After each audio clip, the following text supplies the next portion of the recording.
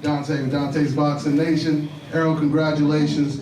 Did you mess up by looking too impressive to where some of your other competition may say, you know what, let me wait until he looks a little bit more flawed before I get in with him? No. I mean, you can't never look too impressive. Every fight I want to look impressive. Every fight I want to put on one side of performances, and that's what I always say. So you can't never look too impressive in a fight. Right here, Errol, right here. Here, Coach Anthony here with Behind the Gloves, man. Congratulations on a great win. Tonight you showed that you could box. You showed that you could use angles, and you can use lateral movement, and you can actually box from the outside. We saw Peterson try to walk you down, which I don't think was the smartest decision. Obviously showed that.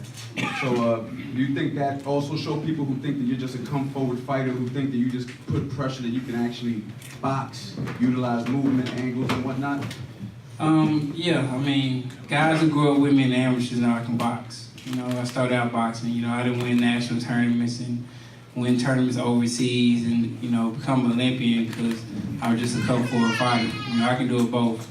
I can box it, I can come forward. But, I never really showed that game because, I always knew I can just press guys out and just beat them up. So, my coach told me to show different things and vary my style up and my punches up and just step over.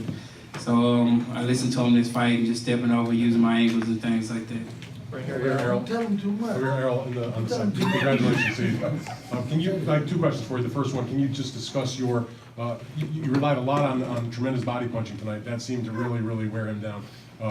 Is that part of Derek's plan all along, go with the body?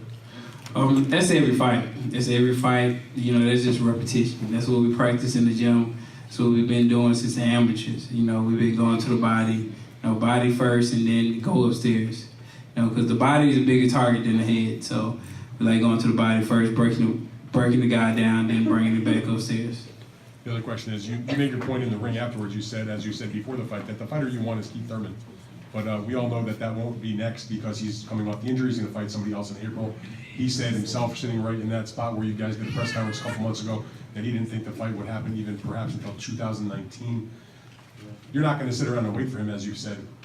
Who out there can you fight that's not Keith Thurman that can interest the fans or interest you in your next fight?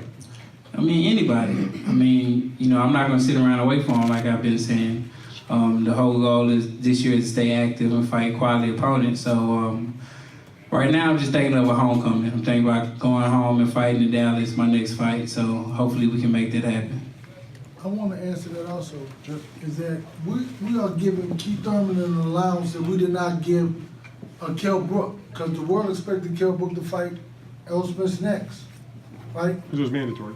Yeah, but he's giving him a pass now. I'm not giving anybody a pass. Everybody giving him a pass because he came off of surgery. Both same situations, so he shouldn't be allowed to wait for 2 years or whatever he wants to do. He should be able to get in there and take a fight. Errol, over here. Congratulations on an impressive performance. This was your first fight since May. That was your first fight since the August before. Do you want to be more active, and how many times do you want to fight this year? This year I want to fight 3 times. I didn't take too much punishment. Got hit a couple of times, so I'm looking to come back in either May or June and hopefully have a homecoming in Dallas. But at least 3 times a year, I would like to fight. Errol, you had, right here, Lennox, you had mentioned that you thought that Danny Garcia lost or had a draw with Lamont Peterson. What kind of statement is this with him fighting next month? And for fans to make that direct comparison, what you did against Lamont, what he did against Lamont. It's a big statement, like I always say, when I fight guys and they fought, another elite fighter, I always want to showcase and do better than them. Show with the Chris Algieri fight, he fought Pacquiao. Show with the Bundu fight, when he fought Keith Thurman with 12 rounds. It's been showing, Kell Brook and the other fighters. So, I wanted to show that, it wasn't an easy fight. It was a lot of thought going into the fight and a lot, especially in the inside and in the ring, because Lamont a crafty fighter. And you back up from him, if he senses any type of weakness, Lamont's going to come forward. So, my coach came up with a great game plan, and, made it look kind of easy. So you go into the ring with a conscious decision of making that direct comparison and finishing stronger than somebody else? Not going in the ring, but doing training, we make a conscious. I think about that. I watched the Danny Garcia Lamont fight. I seen it was a close fight. It could have went either way. So I wanted to make it look easier than that fight, and I wanted to put on a better performance than Danny did. John Galley, New York Fights. Errol, do you piggyback off of your trainer's statements with regard to Keith Thurman not getting a pass to fight you? We're in January of 2018. Obviously, we got a long way to go. Do you see any reason why that fight shouldn't be made this year? When I interviewed him earlier this month, he indicated that a lot of things regarding yourself was a little overblown, and that he's a bigger puncher than Kell Brook because he hurt Sean Porter a couple times in that fight, and Brook wasn't able to hurt him. What do you think about the likelihood of that fight if Keith Thurman is able to come back and let's say April looks pretty good? What would you like to say to Keith Thurman right now? He said he's a bigger puncher than these guys, but when the last time he got a knockout? The pedigree opponents raised, and he's not getting knockouts anymore. He was one time when he was fighting lower caliber fighters, but now he's not getting any knockouts. And I give him a pass. I even said that I've been going on record and say that I let him have a tune-up fight. He's been out for a while. He just come off an injury, have a tune-up fight. But after that, it should be me. In 2018? Yeah, 2018. This is the beginning of the year. This is January. We have a tune-up fight March, April, and we can fight at the end of the year. Coach Anthony here with Behind the Gloves again. I have another question for you.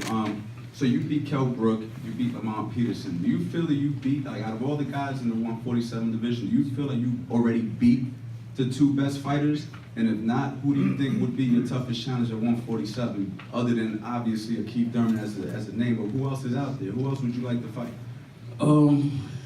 With Lamont, he is a top 5 fighter in the welterweight division. With Kell Brook, before I beat him, everybody was saying that, arguably he was the best welterweight in the division. He was a big guy, he was real sharp, he's got to box and bang.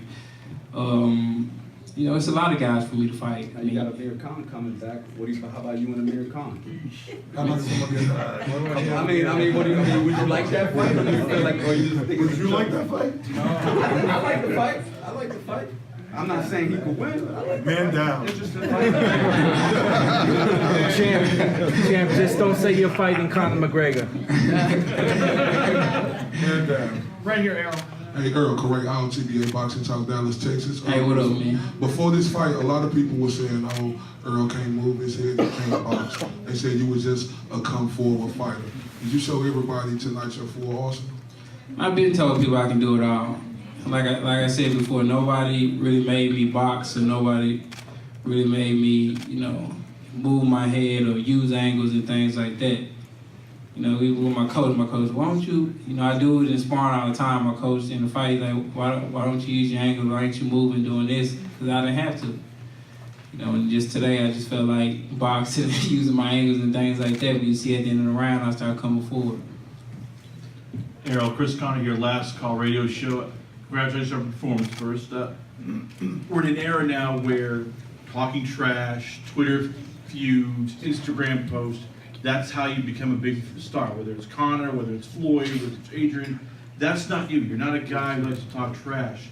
How do you build your brand? How do you become a guy who can, captivate people who are non-boxing fans, casual fans, when you don't want to go on Twitter, you don't want to go on Facebook, and I'm guessing you don't want to be one of those guys who acts like an idiot.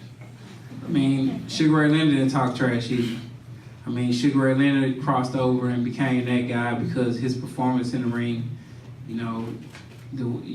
his smile, he was a people's person and things like that. So It's funny, before you walked in here, his name came up. Oh yeah. Yeah. And things like that. All he's got to do is keep beating people's asses like he's been doing every fight out there. You don't have to play the fool. Just do what you're supposed to do. And if you're exciting enough in the ring and you're destroying top level of competition, you're going to be a star. 5 million people saw him fight on network television. 12,000 people. He don't live here in Brooklyn. It'd be nice if he did, but the man lives in Texas. He came in to do with 12,000 people here tonight. It's happening. Sorry. Errol, you're obviously a special fighter, but Derrick James is a special trainer. Do you think he's trainer to you? Definitely. I mean, definitely. Especially if you look what he's done with Jamel. I mean, Jamel was a guy who used to box. He didn't get many knockouts. You know, people was trying to call him boring and things like that. And then now, you know, he's getting knocked. He had, I think, two knockouts that was nominated for knockout of the year. So I mean, you see it. The proof is in the pudding. Even with me, every fight I'm developing, I'm getting better. I'm getting more calmer in the ring, skills and everything else. So I mean, the proof is in the pudding that he should be coach of the year. He has 2 fighters on top of the game in both in 147 and 154. Were you disappointed when you heard he didn't get it? Yeah, I was a little disappointed, but you know, with us, we keep our head down and keep working. We're not worried about it. You know, as long as we keep winning, keep looking great, that's all we're worried about. Hey, congrats on the win, champ. Errol Spence from Round by Round Boxing. Things have obviously changed since you and Lamont scoring back in the day. But anything tonight that caught you off guard with him staying in the pocket so much? Did you have any expectations of him fighting a different fight? No, I think, you know, Lamont and the whole game plan was, you know, not to get on their back foot because they didn't want me to, you know, become confident and try to press them out. So they tried to stand their ground and, you know, kind of backfired on them because they didn't expect me to box. You know, they wanted me to just come forward and shoot my load and, you know, go all out. And I was using my jab, boxing, using my angles and my reach and my distance. Last question. Hey, Dante's Boxing Nation. Going back to Keith Thurman, like you said, you give him a pass and it's understandable he could get a tune-up. Do you think it's possible maybe you guys can have a doubleheader where you guys fight on the same card and you can sign a contract before that? It won't happen? If he co-man, yeah. Yeah. Someone who agrees to something like that. I don't really see either one of them agree. But regardless. One last question right here, this guy right here. Okay, all right. Right back there? Yeah. John Pendy, Reddit Boxing Sunday Puncher. So congratulations, Eric and Errol and Derek. You showed devastating power again tonight. Your sparring partners say you hit like a heavyweight. Derek talks about all the bones you've broken, your sparring partners and your opponents. Is there anyone at 147 who can go to the distance with you? Speaking of guys like Danny Garcia, Keith Thurman, Sean Porter. I mean, they could. That's what we train for. Like I said before this Lamont Peterson fight, we train for the distance. I don't train, you know, for a 6-round fight, 7-round fight. I train mentally for a 12-round fight. So if it's in the 10th, 11th round, you know, I still have gas in the tank. You know, I don't train for early knockouts. If it's come, I'll take it. But other than that, we don't focus on knockouts during training. Thank you, everyone. Thanks, everybody. Thank you.